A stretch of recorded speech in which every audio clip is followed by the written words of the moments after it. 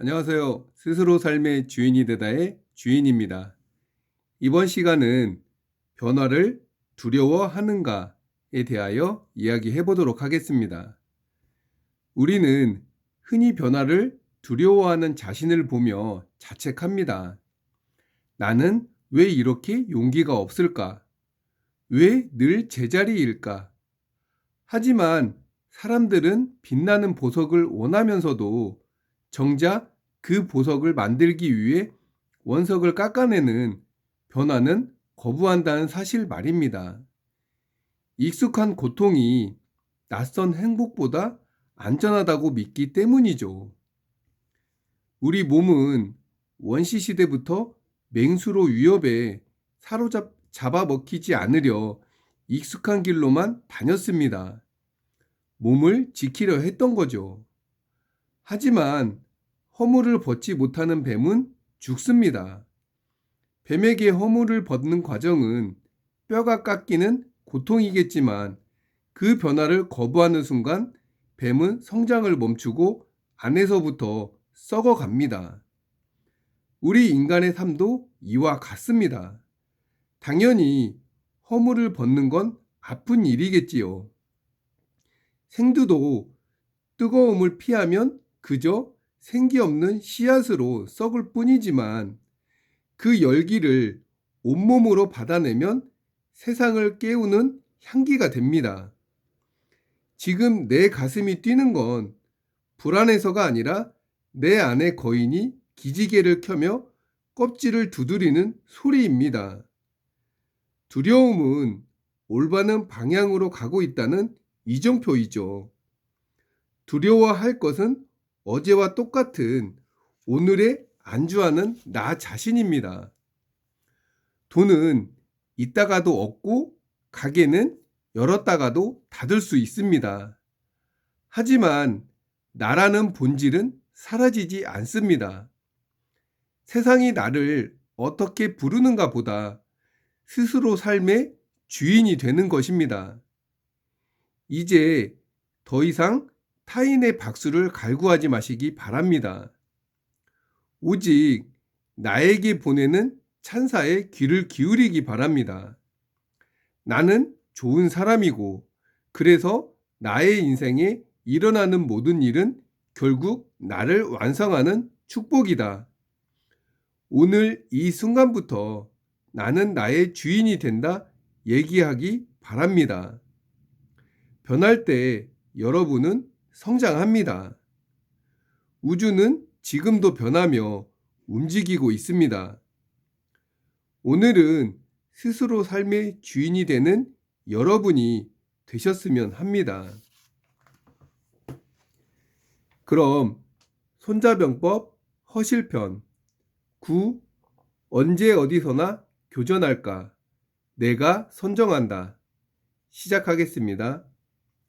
고지전지지, 지전지일, 직가천리 이회전, 부지전지, 부지전일, 즉 좌불능구우, 우불능구좌, 전불능구후, 후불능구전, 이황 원자수심리, 근자수리호, 이호탁지, 월인지병수다, 역해익우승패제, 고알, 승가위야, 적수중, 가사무투. 그러므로 싸울 곳을 알고 싸울 날을 알면 천리를 가서도 교전할 수 있다. 싸울 곳과 싸울 날을 모르면 왼쪽이 오른쪽을 구할 수 없고 오른쪽이 왼쪽을 구할 수 없다. 앞이 뒤를 구할 수 없고 뒤가 앞을 구할 수 없다. 하물며 멀게는 수십리, 가깝게는 몇 리나 떨어져 있음에요. 제가 헤아리건대 올나라 병력이 많다 해도 승패에 무슨 도움이 되겠습니까? 그러므로 말한다. 승리는 인위적으로 만들 수 있다. 적군이 비록 많아도 못 싸우게 만들기 때문이다. 그러므로 싸울 곳을 알고 싸울 날을 알면 천리를 가서도 교전할 수 있다. 어디서 교전할지 예상할 수 있고 또한 언제 교전할지 예측할 수 있다면 천리길을 달려가서라도 적과 교전할 수 있다. 조조는 이렇게 해설했다. 계산하고 분석하여 적의 허약한 곳을 알면 교전할 날짜를 확정할 수 있다. 맹씨는 이렇게 해설했다. 계산하고 분석하여 적의 허점을 알고 교전할 곳의 지형을 미리 장악하고 아울러 필히 교전하게 될 날짜까지 확정하면 시간에 맞춰 천리 밖으로 진군하여 사전에 그 장소에 가서 적을 기다린다. 만일 적이 먼저 도착했다면 우리는 가지 않고 적을 허탕치게 하여 힘들게 한다. 앞에서 언급했던 바와 양왕명이 영왕을 격파했던 사례를 다시 회고해보자. 영왕이 대군을 이끌고 안경을 포위했다. 안경이 함락되면 강물을 따라 쭉 내려와 남경도 영왕의 수중에 떨어질 것이다. 남경에 입성하기만 하면 영왕은 정치적인 호소력이 있으므로 황제가 될 수도 있었다. 왕양명에게 반란을 평정하라는 지시가 떨어졌다. 왕양명은 교전할 지점을 알아야 하고 교전할 날짜를 알아야 한다. 왕양명에게는 임시로 모집할 오합지졸이 있을 뿐이었다. 어디에서 교전할 것인가? 영왕은 안경을 맹공 중이므로 응당 안경으로 달려가야 했다. 그러나 안경으로 달려간다 한들 안경을 구할 수 있는 것도 아니었다. 영왕이 왕양명의 지원군을 대비하여 위점타원의 전술을 구사한다면 왕양명은 도중에 크게 당할 수 있었다. 왕양명은 도박을 감행했다. 어떤 도박인가? 영왕의 본거지 남창을 공격하기로 한 것이다. 영왕이 안경의 포위망을 풀고 본거지를 구하러 달려오는 데에 도박을 건 것이다. 영왕이 철군하고 돌아온다면 천리길을 가서도 교전할 수 있다. 어디에서 교전할 것인가? 남창이 아니라 도중에 파양호에서 매복하여 결전을 치르기로 결정했다. 이런 것이 곧 교전할 지점을 알고 교전할 날짜를 아는 것이다. 왕양명은 신산인가? 그 역시도 도박을 했을 뿐이다. 게다가 그 상황에서는 사실 이 방법 외에 다른 수도 없었다. 그런데 이 방법에는 치명적인 약점이 있었다. 만일 영왕이 남창을 포기한다면 어떻게 할 것인가? 영왕이 남창을 포기하고 안경을 계속 공격하여 함락한다면 남경도 조만간 수중에 떨어질 것이다. 남경이 수중에 떨어지면 영왕은 황제를 칭할 것이 분명하지 않은가 말이다. 왕양명은 영왕에게 그런 지혜와 박력이 없다는 데에 도박을 걸었던 것이고 결과적으로 도박에 성공했다. 왕양명이 남창에 진입하자 영왕은 함락 직전에 안경을 포기하고 남창으로 철군했던 것이다. 교전 장소도 왕양명의 도박이 성공했다. 파양호에서 악전고투 끝에 영왕을 사로잡은 것이다. 이번에는 한나라 주화부가 5초 7국의 난을 평정했던 사례를 살펴보자. 주무자 오왕비가 서쪽으로 진군하여 낙양을 공격하려 할 때 그 중간에 당시 황제 경제의 친동생 유무의 제후국 양국이 가로놓여 있었다. 5초 연합국이 양국의 남쪽 극벽에 양국의 군대를 격파했다. 양국은 주화부에게 긴급 지원을 요청했다. 그러나 주화부는 성벽을 높이 쌓고 해자를 깊게 파서 방어에만 전념할 뿐이었다.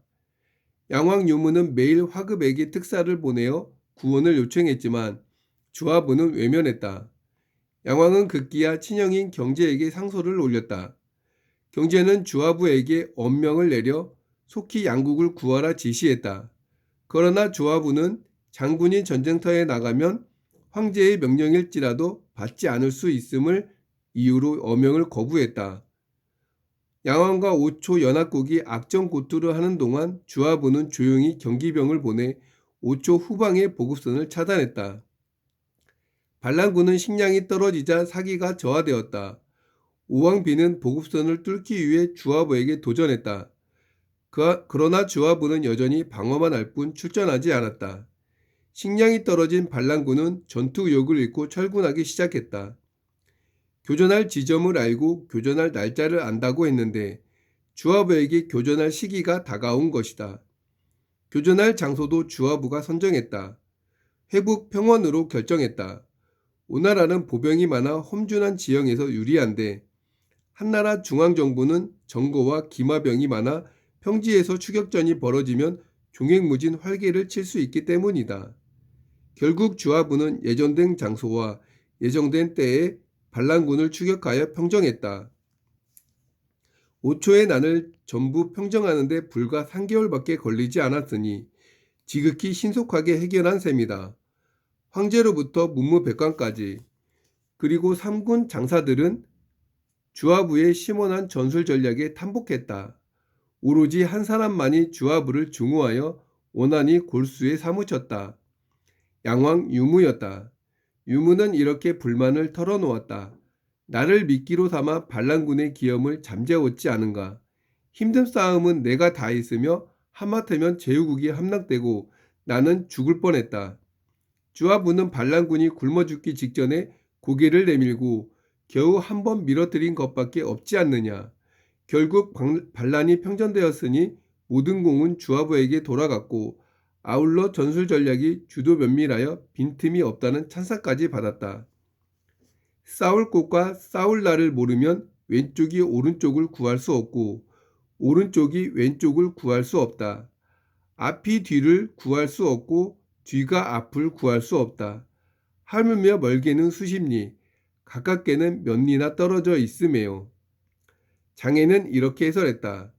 적군과 어디서 교전하고 언제 교전할지 모른다면 대비에 집중할 수 없고 수비도 견고하지 못하다. 벼랑간 강적을 만나 창졸간에 교전하면 좌우전으로 서로 지원하지 못하는 마당에 하물며 서로 멀리 떨어진 곳이매랴. 앞서 언급했던 사례에서 명나라 때 영왕 주신호 그리고 한나라 때 오왕 비는 교전의 장소와 시기를 모두 상대방이 선정했으니 패하지 않을 도리가 있겠는가? 제가 헤아리건대 올나라 병력이 많다 해도 승패에 무슨 도움이 되겠습니까? 손자병법은 손무가 써서 오왕 합녀에게 바친 것이다. 당시 오나라 올나라는 원수 사이라 올나라를 지목하여 위와 같이 논했다. 독자들은 월왕 구청과 오왕 부차의 이야기를 잘 알 것이다. 부차는 합녀의 아들이다. 그러므로 말했다. 승리는 인위적으로 만들 수 있다. 적군이 비록 많아도 못 싸우게 만들기 때문이다. 손자는 형편에서 이렇게 말한 적이 있다.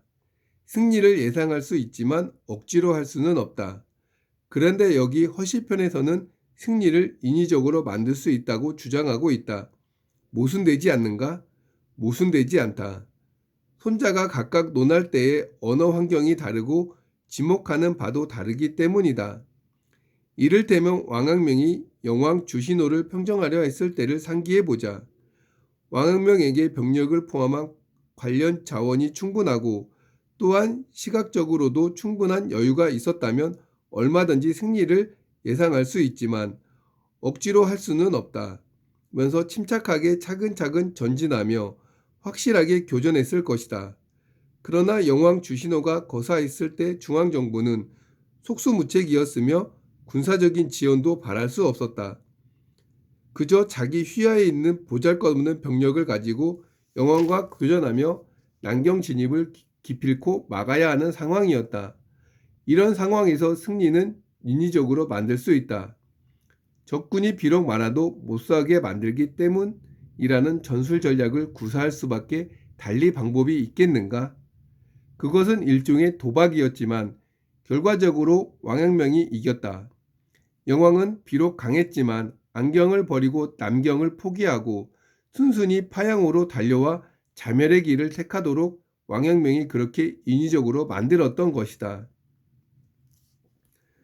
우리는 오늘 또 손님이 오나 안 오나 문 밖만 내다보며 하루를 보냅니다.